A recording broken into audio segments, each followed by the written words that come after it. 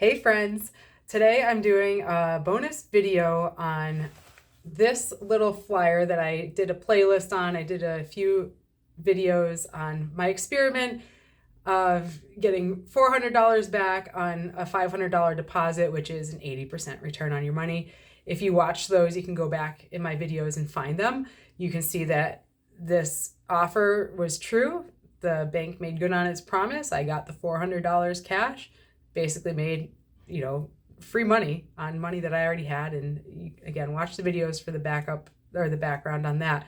But today I'm actually sharing my honest opinion on some things that I've learned since then. Also since then, I've gotten more of those offers. $2,000, $800. The banks want you to park your money in their bank account. And some of the reason is because they can leverage that. When people leave their money in the banks can leverage a portion of the cash balance to lend out. And there's more to it than that. Again, I'm a financial coach. I'm not a financial advisor. What I'm sharing is based on my own learnings and experience. And I want to share that with you so that you can be more informed as a consumer trying to sort through all this stuff. Because like I just showed you, it just inundates you. You get it in the mail. You're like, what do I do with this? Should I do it? Should I not? I'm going to start with this. This number, this is $1 trillion right there. That is a 1 followed by 12 zeros. That is how much credit card debt we are in America. And on average, I was just looking up some stats online, depending on which site, they're slightly different. But in general, about 50% of us who have credit cards don't pay off the balance every month. So that is a large expense that accumulates over time when you're carrying interest, potentially. A lot of the credit cards carry high interest. There are obviously exceptions when you have a 0% interest credit card. And I wanted to just get on here today and share with you some feedback around credit cards. I will go into this in much more detail based on my personal experience and how I feel about credit cards. And honestly, my husband and I did life the past 2.5 years without credit cards. I told you that we're big fans of Dave Ramsey. We went through that whole transformation and we also went to Greece with no credit cards. We were able to rent a car with debit cards. We did cash. We did everything. No issues whatsoever. So you can do life. We also were able to get a new bank product with that in mind. We did not have a building credit score for 2.5 years and had no problems getting a great offer because the bank looked and saw our house is paid off. They take into consideration our whole financial situation, which for us was a great situation. So yes, your credit score can play a role in things, but it's not the end all be all. With that said, I'm coming on here because there's a reason why I'm saying this. When I was paying off my house, this is something that I'm very passionate about teaching you about for people who are getting their finances under control. There's opportunity for you to pay your house off faster. And the method that I took actually is best applied when you use credit cards to float your expenses to the end of the month. And that just means you're not living beyond your means. You're just literally using a credit card as a tool to move the expense payment to the end of the month versus real time as you're spending the money. There's reasons behind that. I will get into that. I'm actually building a digital course to teach you all about that approach and how it can really work for the right people. It's not for everybody. But with that said, I'm also sharing why I've got kind of a hybrid opinion about credit cards. And that is that I think for the majority of us who are in debt over our heads because of credit cards, consumer debt for purchases that are depreciating in value or past purchases, they're not investments, they're consumer purchases. Credit cards are a big problem. $1 trillion. We have a spending problem in the United States, not a saving problem. In my experience, in the research that I've been privy to, the number one thing between our living paycheck to paycheck and building wealth is savings. Most of America can't afford a $400 emergency to pay that in cash. It often has to go on some version of credit. So we are in a situation that's not great with that said, but I do believe that if you have the discipline and you can, and I know plenty of people who use credit cards as a tool. This is not Dave Ramsey's way. So I am mostly Dave Ramsey. When I coach my clients, I coach the approach of being very methodical, paying for cash, paying within your means. I'm not telling you to go out and get a credit card, but I would be a hypocrite if I didn't explain this piece of my approach to paying off my house. I'm not going to get into those details. But with that said, one of the things that I'm coming on here to share is when I went to do this little experiment, I told you it was an experiment. Experiment worked out great. I had $400 cash that I didn't have before, very little effort. And when you're there signing up, they ask you, would you like a credit card? And so for this reason, because my husband and I are shifting into another season where we're looking at doing more investments and building our wealth. So for a very specific reason, we wanted to have the ability to float our expenses to the end of the month again. So we're in a season where we're preparing to do that. Same kind of approach on an investment standpoint of floating our expenses so that we can do more with the money that we have accessible. There's a lot to it. Not going to get into it. But I just want to caveat that. I'm not saying go out and get a credit card. I don't love credit cards except if they're being used very specifically as a tool. So with that said, we did say, sure, well, if we are approved for the credit card, we'll go for it. So we got the credit card, we got approved for it because, again, our financial situation is just fine. We're not in debt. We don't let expenses roll over to the next month. We pay things off. We have excess for savings. We're handling and staying in control of our finances. And we reconcile every single month. This is the problem that I have and where I do not want to be misleading. I'm going to give you my honest opinion about the things that I encounter on my financial journey. We got the credit card, and what we didn't realize was maybe it was in the finer print on the credit card application, but you don't see all that necessarily when you're going through it live at the desk. The credit card with that bank is really tied to their banking. They make it very difficult for you to just hop online like you can with most credit cards to pay your balance off monthly. You know, most credit cards you hop on, you can pay that balance off with any debit card, any bank account. And there's other options too, but you usually have no problem getting online and paying your bill. With this credit card, it only facilitates payments from the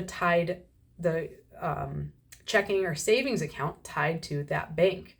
So it's very much connected to the bank. It's not a standalone credit card. So you have two options to pay your credit card. It's one, pay it with your checking or savings account with that bank, the one I just opened up, or go to your other banking institution. For us, we use a different bank for our primary bill paying. We have things automated out of there. That is our hub. I'm not looking to change it. So you have to go onto the bill pay of your other banking institution to then initiate your bill paying from there. You usually have to initiate it 3 to 5 days ahead of time. Make sure that you align it far enough in advance to not miss the credit card bill. So it takes more coordination both ways. One, because I'd either have to do a transfer from my bill pay banking account to this account to then pay the bill. So it's multiple steps. Or I would have to schedule a payment, which again takes several business days. And depending on if a weekend falls in there, there's nuances that could cause you to, one, miss your payment. And if you miss your payment, oftentimes what happens with a credit card is your interest. If you have a better interest rate, whatever the offer is, your interest rate could skyrocket. If you have a 0% offer and you miss a payment, you default, if you read the fine print, oftentimes to the higher interest rate. Sometimes there's a grace period. They may forgive you for that and not penalize you right away because they want your business. But whole big picture is one of the motivations behind them saying bank with us is to get you to do all your banking with them so that they can get more of your cash parked at their bank and do what they want to do as a business. Leverage some of that out, lend more money, which means they can, in one example, offer more mortgages, which then get sold, and then they offer more mortgages. It's part of their business model, I guess you would say. Again, this is from my own research and experience, and you can look that up yourself. You can look this stuff up. But that is the problem I have with this, is because they're making it difficult for you to pay your credit card bill and increasing the chances of you defaulting and staying in debt, getting into more debt, costing you more money. It takes control out of my hands, in my opinion. So I'm going to share that because it actually irks me a little bit when I see things like this, because I don't like this tactic. To me, it's a tactic that is not transparent. It's not super straightforward to the consumer. I'm the consumer. I want to stay in control of my finances. And when you get in my way of staying in control of my finances and being in control of my bill pay so that I can handle it the way I want to, that's when I start to have a problem with it. So I'm not going to continue doing banking for that reason with this organization, because it creates a headache in my life. So there are plenty of other options out there. And like I said, I just want to share, because I'm not here to promote anybody or anything for any gain, other than I want you to have information. And I got a kick out of these other offers that were pretty lucrative. How do you get $2,000? That's a high one, but guess what you have to do? You have to drop 200 grand into the bank account. If you have 200 grand hanging around, drop that into the bank account so that you can keep it static. You've got to keep it there for 90 days to qualify for the bonus. But again, the overarching strategy here is to get you to park more of your money in their bank for longer periods of time, because they get leveraging power. We don't always know that. They don't always share that. And it's not necessarily a bad thing. It's how they're doing business. But I'd rather decide the terms that I do my business on when it comes to my bill paying. So there you have it. Full disclosure, I don't want it to look like I was promoting this as like, yeah, go out and do it and have at it. I told you that in my experiment. You have to decide for yourself if it's right. But yeah, I did get $400. That's on the checking and savings account side. It has nothing to do with the credit card side. What I'm sharing today is specific to the credit card side of the house. And again, I will reiterate, most of America is not in a position, I would say the majority, to just go out there and tackle credit cards, have credit cards. You know, if 50% of us are carrying the balance over, it's not to just make a broad judgment. That's not where I come from. I'm just trying to say that I'm not an advocate for just going out and using credit cards. I think if anything, if you're trying to get your financial life in order, you need to scale back. You need to cut those credit cards up. You need to learn how to live within your means. And oftentimes it takes extreme behavior, extreme countermeasures, which is get rid of the problem that got you into the situation. And for us, for my story, it was our credit cards. We got rid of credit card debt several years ago. Again, I only used the credit card to specifically tackle paying off my house, which I was able to pay off in 2 years and 3 months to be specific. 80% of the house balance was paid off in 2 years and 3 months, because up until then I had a mortgage that I was paying for 7 years and didn't even get to the 20% mark. So that is what I'm passionate about, is teaching you how to manage and really control your finances. But I want full disclosure. I'm going to be authentic about how I handle my financial life. I'm not going to fake it. I'm not going to try to be something that we're not. I think there's power behind this method that I will be bringing to you guys over time. It's still a work in progress. So stay tuned for that.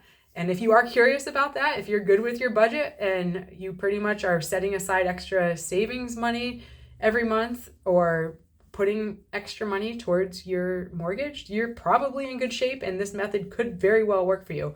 I talk to clients one-on-one about that right now. I'm building a digital course to teach more broadly for those people who are in that position, because it's not for everybody, but that's my small print is please know that I truly believe that there is value in paying things in cash, with cash that you have within your means, with your paycheck, and actually living on less than you make, so that you have excess for savings, excess for generosity. I know this is a little bit of a soapbox, but I got a little bit irritated last night when I was trying to pay my bill and I had a really hard time doing that. So I'm bringing that to you so that, again, you can hear from my personal experience, do with it what you will, and I hope it helps you on your journey. So that's all I have for today. I'm going to call this my bonus episode, and thank you for tuning in. You can like this, you can comment, good, bad, or ugly. You might agree or disagree. I welcome your thoughts and opinions because we all have different experiences. So you can drop that in the comments. You can email me directly. You can find me on this channel. You can find me on my website now, moneywisemom.com. I do look forward to hearing from you. Get out there this week and slay your finances. All right. Not always easy, but it is always worth it. Bye for now.